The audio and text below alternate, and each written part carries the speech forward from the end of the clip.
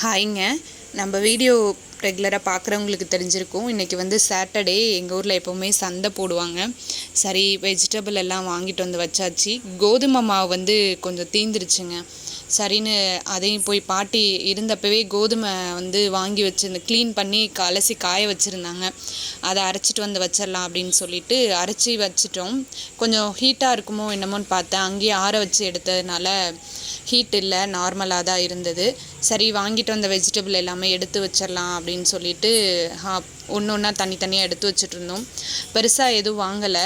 ஏன்னா நம்ம வீட்டில் தோட்டத்திலே காய்கறி, கத்திரிக்காய், கீரை எல்லாமே ஒரு நாள் மாற்றி ஒரு நாள் கிடைக்கிறனால வெங்காயம், தக்காளி மட்டும் வாங்கிட்டேன்.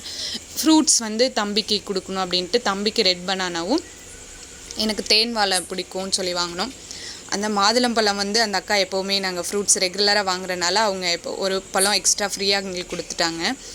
தேங்காய் மட்டும் தம்பிக்கு வந்து ரொம்ப கொஞ்சம் அண்டர் வெயிட்டாக இருக்கறனால அவனுக்கு பால் எடுத்து கொடுக்கலாம் அப்படின்னு சொல்லிட்டு வாங்கியாச்சுங்க. அப்புறம் பாப்கார்ன் வந்து முகில் ஃபேவரட், அது எப்போவும் வாங்கிடுவேன்.